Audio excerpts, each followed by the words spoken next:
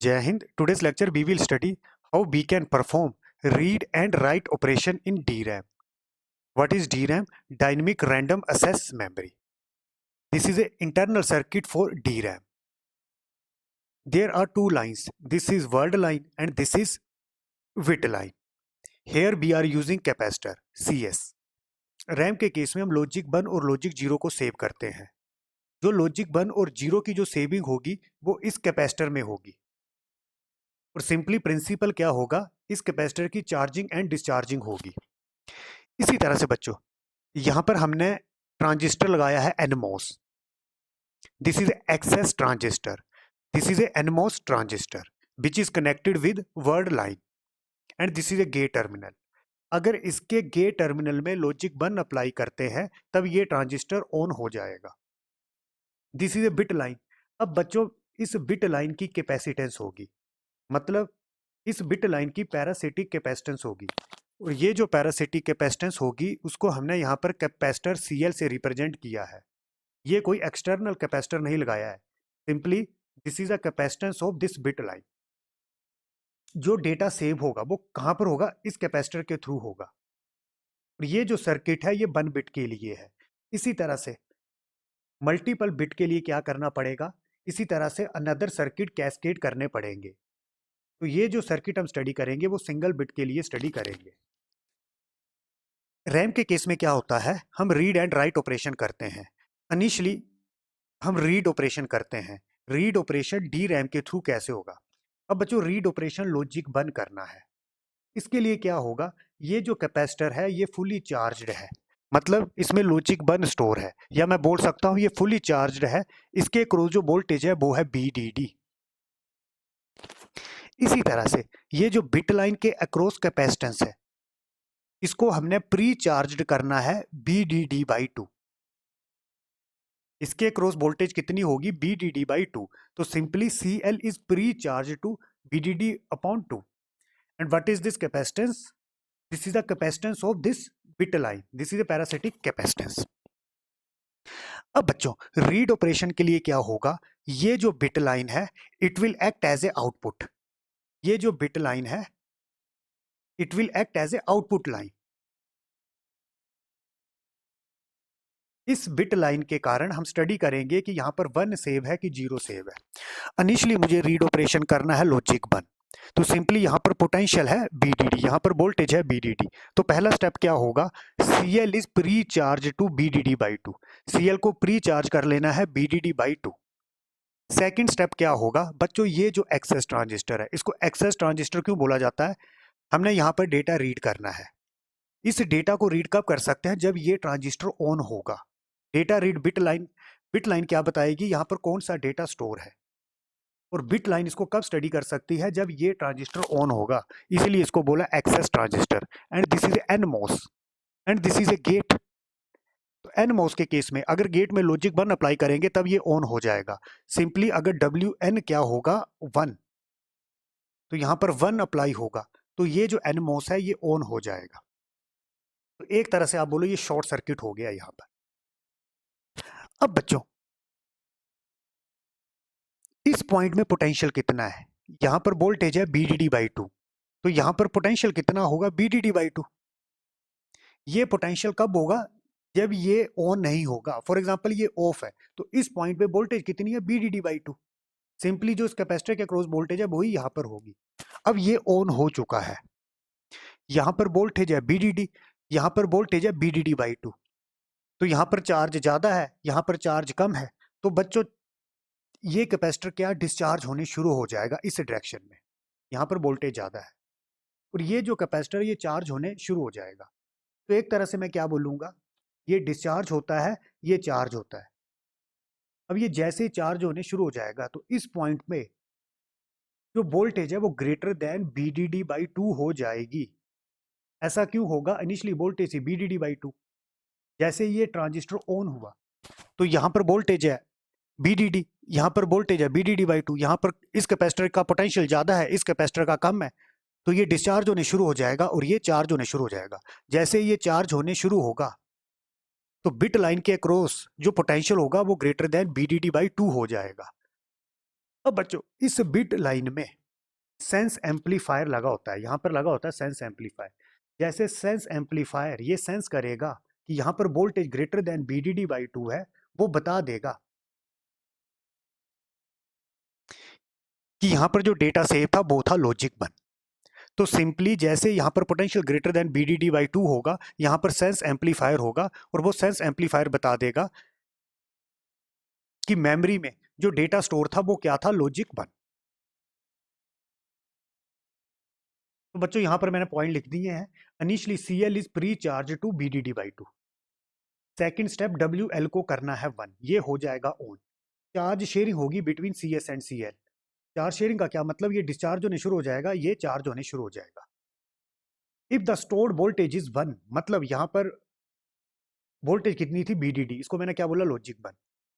उस केस में क्या होगा, charge sharing take place and bit line will get more voltage than BDD/2। तो चार्ज शेयरिंग होगी, इस पॉइंट पे वोल्टेज ग्रेटर देन BDD/2 हो जाएगी। And sense amplifier senses stored voltage is logic 1। Next step is refreshing. अब बच्चों D RAM का एक डिसएडवांटेज होता है, यहाँ बार बार रिफ्रेशिंग करनी पड़ती है और काफ़ी सारे कारण होते हैं जिसके कारण रिफ्रेशिंग करनी पड़ती है। मैं 2 रीज़न डिस्कस करूंगा। फर्स्ट रीज़न क्या है बच्चों, इनिशियली यहाँ पर था BDD, मतलब यहाँ पर था लॉजिक 1। जैसे इसको ऑन किया तो ये कैपेसिटर डिस्चार्ज होने शुरू हो गया, मतलब यहाँ पर जो वोल्टेज थी अब BDD से कम होने शुरू हो गई और BDD क्या था, 1। अब यहाँ पर वोल्टेज BDD से कम होने शुरू हो गई। फॉर एग्जाम्पल यहाँ पर पहले था 5 वोल्ट, अब ये डिस्चार्ज हो रहा है, तो फॉर एग्जाम्पल यहाँ पर वोल्टेज होगी 2 वोल्ट और 5 वोल्ट किसके इक्वल थी, लॉजिक 1 के। अब वोल्टेज क्या होगी है, 2 वोल्ट। और मैंने यहाँ रीड ऑपरेशन कर दिया कि यहाँ पर जो डेटा स्टोर था वो है लॉजिक 1। अब यहाँ पर वोल्टेज कम हो चुकी है, इस वोल्टेज को मेंटेन करना होता है, तो उसके कारण क्या होता है, एक्सटर्नल सर्किट से बार बार रिफ्रेशिंग करनी पड़ती है, बार बार एक्सटर्नल वोल्टेज अप्लाई करनी पड़ती है कि यहाँ पर 5 वोल्ट मेंटेन रहे। इसी तरह से कोई रीजन भी होता है, फॉर एग्जाम्पल ये है ऑफ और ये कैपेसिटर फुली चार्ज है, तो मैं बोलूंगा यहाँ पर स्टोर है लॉजिक 1 और ये है अभी ऑफ। तो बच्चों क्या होता है, अगर कैपेसिटर फुली चार्ज है, ड्यू टू लीकेज ये अपने आप डिस्चार्ज होने शुरू हो जाता है, ये धीरे धीरे डिस्चार्ज होता रहता है। ये ऑफ है, यहाँ पर शॉर्ट पाथ नहीं बनता है, पर due to leakage capacitor internally discharge होता रहता है। फॉर एग्जाम्पल यहाँ पर 5 वोल्ट था, कुछ टाइम बाद ये 4 हो जाएगा, 3 हो जाएगा, धीरे धीरे अपने आप डिस्चार्ज होता रहता है ड्यू टू लीकेज रेजिस्टेंस। आप इस तरह से बोल सकते हो जैसे ये कैपेसिटर है, ये इंटरनली डिस्चार्ज होता रहता है, ये इंटरनली मैं रेजिस्टेंस यहाँ पर शो कर रहा हूँ। इससे बचने के लिए फॉर एग्जाम्पल अभी मैंने बोला यहाँ पर लॉजिक 1 है, मतलब BDD 5 वोल्ट है, उसको मेंटेन करने के लिए एक्सटर्नल सिग्नल अप्लाई करने पड़ते हैं कि यहाँ पर 5 वोल्ट मेंटेन रहे, दैट इज लॉजिक 1 मेंटेन रहे, तो this is known as refreshing. तो डी रैम के केस में आफ्टर 2 मिलीसेकंड हमें रिफ्रेशिंग करनी पड़ती है। तो रिफ्रेशिंग का मतलब क्या है, जो ओरिजिनली स्टेट है वही मेंटेन रहे। अब बच्चों रीड ऑपरेशन करते हैं लॉजिक 0 के लिए, मतलब मेमोरी में लॉजिक 0 स्टोर है, मुझे उसको रीड करना है। 0 मतलब ये फुली डिस्चार्ज है, यहाँ पर कोई चार्ज नहीं है, यहाँ पर वोल्टेज है 0 वोल्ट। तो पहला स्टेप क्या होता है, CL को प्री चार्ज कर लिया जाता है BDD/2। WL को बंद करेंगे, जैसे ये 1 होगा ये हो जाएगा ऑन, गेट जैसे ही 1 होगा तो ये हो जाएगा ऑन।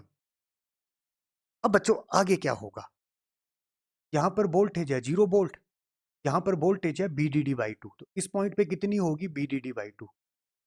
अब जैसे ये ऑन हुआ, ये कैपेसिटर डिस्चार्ज होने शुरू हो जाएगा और ये कैपेसिटर चार्ज होने शुरू हो जाएगा। अब ये हो रहा है डिस्चार्ज, ये हो रहा है चार्ज, उसके कारण क्या होगा बच्चों, ये जो पॉइंट है इस पॉइंट में वोल्टेज क्या होगी, BDD/2 से कम हो जाएगी। पहले BDD/2 था, अब ये डिस्चार्ज हो रहा है, ये चार्ज होता है, तो इस पॉइंट में जो वोल्टेज है वो लेस देन BDD/2 हो जाएगी। और ये बिट लाइन है, यहाँ पर सेंस एम्पलीफायर है, जैसे ये देखेगा वोल्टेज BDD/2 हो गई है तो ये सेंस कर लेगा कि यहाँ पर जो डेटा स्टोर है वो है लॉजिक 0। तो इस तरह से रीड ऑपरेशन होता है। यहाँ भी अब रिफ्रेशिंग करनी पड़ेगी। इनिशियली यहाँ पर 0 वोल्ट था, पर अब ये चार्ज हो रहा है तो कुछ ना कोई वोल्टेज ये इंक्रीज होगी, पर यहाँ पर हमने रीड क्या किया है, लॉजिक 0। और अगेन इसको जीरो करने के लिए फिर यहाँ रिफ्रेशिंग करनी पड़ेगी, एक्सटर्नल वोल्टेज अप्लाई करनी पड़ेगी, यहाँ पर 0 वोल्ट हो जाए। अब बच्चों डी रैम के थ्रू हम राइट ऑपरेशन भी कर सकते हैं। पहले हमने रीड ऑपरेशन देखा, अब देखते हैं राइट ऑपरेशन कैसे करते हैं। फॉर एग्जाम्पल बच्चों, ये जो कैपेसिटर है, यहाँ पर जो डेटा स्टोर है उसको मैंने बोला लॉजिक 0, मतलब ये कैपेसिटर फुली डिस्चार्ज है। मुझे यहाँ पर अब राइट ऑपरेशन करना है, मुझे यहाँ पर 1 स्टोर करना है, तो कैसे होगा बच्चों? उसके लिए क्या होगा, राइट ऑपरेशन में पहले ये जो बिट लाइन है ये as a input line operate करती है। अब यहाँ पर हम इनपुट देंगे, पहले हम लॉजिक 1 राइट करेंगे, मतलब मुझे यहाँ पर लॉजिक 0 है, मुझे यहाँ पर डेटा सेव करना है लॉजिक 1। वो कैसे होगा, WL को किया 1, जैसे इसको 1 किया, M में लॉजिक 1 अप्लाई होगा, ये एक्सेस ट्रांजिस्टर क्या होगा, ऑन हो जाएगा। ये जो एक्सेस ट्रांजिस्टर है ये क्या हो गया बच्चों, ऑन। BL में 1 अप्लाई किया, 1 का क्या मतलब है, ये वोल्टेज होगी, यहाँ पर वोल्टेज अप्लाई किया। अब बच्चों ये ऑन है, ये कैपेसिटर फुली चार्ज है, यहाँ पर वोल्टेज अप्लाई किया, तो डेफिनेटली ये कैपेसिटर चार्ज होने शुरू हो जाएगा। और ये कब तक चार्ज होता रहेगा, जब तक इसकी वैल्यू BDD बन जाएगी। जैसे CS BDD बन गया, और जैसे CS इक्वल टू BDD बनेगा, मैं बोलूँगा यहाँ पर लॉजिक 1 स्टोर कर लिया, मतलब लॉजिक 1 के लिए राइट ऑपरेशन कर लिया। इसी तरह से बच्चों, फॉर एग्जाम्पल यहाँ पर वोल्टेज है BDD, मतलब ये कैपेसिटर फुली चार्ज है, मैं बोलूँगा यहाँ पर डेटा स्टोर है लॉजिक 1। अब मुझे राइट ऑपरेशन करना है, मुझे इस 1 को 0 करना है, मतलब मुझे यहाँ पर डेटा जो सेव करना है वो करना है 0। तो उसके लिए मैं कैसे करूँगा, अगेन WL को करेंगे 1, जैसे गेट में लॉजिक 1 अप्लाई होगा, ये जो एक्सेस ट्रांजिस्टर है ये हो जाएगा ऑन। ये जो मॉस है, हम क्या बताएगा, एक तरह का मॉस, ये जो मॉस है ये ऑन हो जाएगा। अब बच्चों बिट लाइन में आपने अप्लाई करना है 0, 0 मतलब एक तरह का ग्राउंड कर लिया। यहाँ पर पोटेंशियल है हाई, यहाँ पर है लो, मतलब ग्राउंड। तो ये जो कैपेसिटर ये डिस्चार्ज होने शुरू हो जाएगा, और ये कब तक डिस्चार्ज होता रहेगा, जब तक इसकी वैल्यू 0 वोल्ट हो जाएगी, मतलब यहाँ पर जो डेटा सेव है मैं उसको बोलूँगा लॉजिक 0। तो इस तरह से राइट ऑपरेशन होता है। अब जो DRAM में हमने देखा था रिफ्रेशिंग की रिक्वायरमेंट होती है, तो एक्चुअल में रिफ्रेशिंग क्या होती है, refreshing is required in DRAM, that is to store same data again and again because the data is not retained it in for long। तो रिफ्रेशिंग में क्या किया जाता है, सेम डेटा को मेंटेन करने के लिए बार बार एक्सटर्नल वोल्टेज अप्लाई करनी पड़ती है, सो डेटा मेंटेन रहे। और टिपिकली कितने सेकंड बाद रिफ्रेशिंग करनी पड़ती है, typically for every 2 millisecond you have to apply refreshing.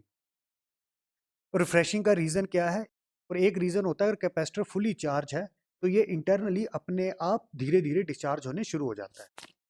अब बच्चों यहां पर हम यूज कर रहे थे कैपेसिटर, अगेन इस कैपेसिटर के प्लेस में हम NMOS भी यूज कर सकते हैं।